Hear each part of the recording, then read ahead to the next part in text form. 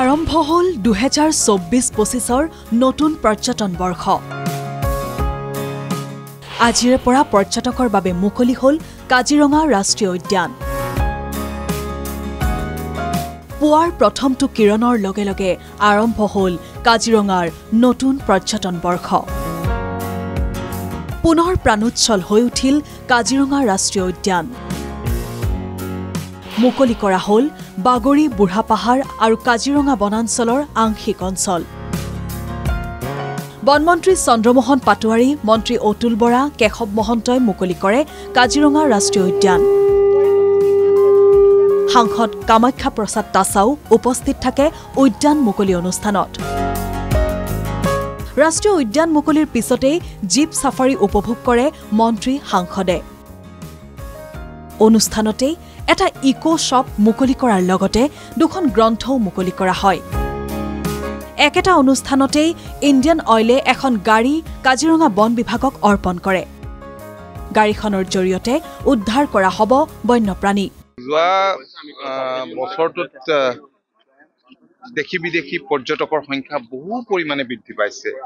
মই ভাবোঁ যে এটা সুকীয়া পৰিৱেশ এইকেইটা দিন ইয়াত থাকিব, এটা সুকীয়া পৰিৱেশ সকলোৱে দেখা পাব।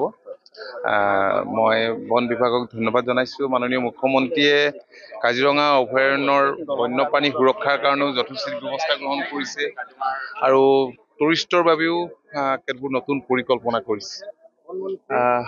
আপোনালোকে জানে যে টুৰিষ্ট যিমানে আহে সিমানে আমাৰ ৰাজহো বৃদ্ধি পাব আৰু প্ৰত্যক্ষ বা পৰোক্ষভাৱে স্থানীয় যুৱক যুৱতী ৰাইজ উপকৃত হ'ব। ইফালে পৰ্যটকৰ আগমনে জীপাল কৰি তুলিলে কাজিৰঙা ৰাষ্ট্ৰীয় উদ্যান। প্ৰথম দিনাই প্ৰথমটো জীপ ছাফাৰীত বনৰজাৰ দৰ্শন লাভ কৰিলে যোৰহাটৰ পৰ্যটকে। কাজিৰঙা বনাঞ্চলৰ ভৈছামাৰী বিলৰ পাৰত বনৰজাক প্ৰত্যক্ষ কৰি অভিভূত হৈ পৰে পৰ্যটক। আজি আমি দুজনে সোমাইছো আৰু আমি গৈ আপোনাৰ ঠিক বৰুণটিকা পাৰ হৈ ভৈছামাৰী সেইখিনিতে আমি বিলখন আছে, বিলখনত তাত আমি প্ৰথম দেখিছোঁ পহু। আমি প্ৰথম বাঘ বুলি পটককৈ ধৰিব পৰা নাই আৰু কাকুৱে প্ৰথম কিন্তু দেখিছে যে ট্ৰেক কৰিছে যে এইটো বাঘ। মই সেই হিচাপত ফটো তুলিবলৈ আৰম্ভ কৰিলোঁ। সি প্ৰায় 15 ছেকেণ্ড আমাৰ চাইটিং হৈছে। তাৰপিছত সি আপোনাৰ যেতিয়া সোমাই গুচি গ'ল, তাৰপিছত যেতিয়া কেমেৰাত মই চাইছোঁ তেতিয়া দেখিছোঁ মই ছাকচেছ, সুন্দৰভাৱে ফটো পাইছোঁ। সমান্তৰালকৈ মুকলি হ'ল ওৰাং ৰাষ্ট্ৰীয় উদ্যান তথা ব্যাঘ্ৰ প্ৰকল্প। আনুষ্ঠানিকভাৱে মুকলি কৰে দৰং বন্যপ্ৰাণী প্ৰাধিকাৰী প্ৰদীপ্ত বৰুৱাই। 280 বৰ্গ কিলোমিটাৰ জোৰা উদ্যানখনত বৰ্তমান বাঘৰ সংখ্যা প্ৰায় 28টা আৰু গড় প্ৰায় 125টা আছে। ইয়াৰ উপৰি বিভিন্ন পশু পক্ষীৰে পৰিপূৰ্ণ উদ্যানখনলৈ পৰ্যটকসকলক আকৰ্ষণ কৰাৰ পূৰ্ণ সম্ভাৱনা আছে। বহু অপেক্ষাৰ অন্তত মুকলি হোৱা কাজিৰঙা ৰাষ্ট্ৰীয় উদ্যান আৰু ওৰাং ৰাষ্ট্ৰীয় উদ্যান তথা ব্যাঘ্ৰ প্ৰকল্পলৈ আগমন ঘটিছে ইতিমধ্যেই বহু পৰ্যটকৰ।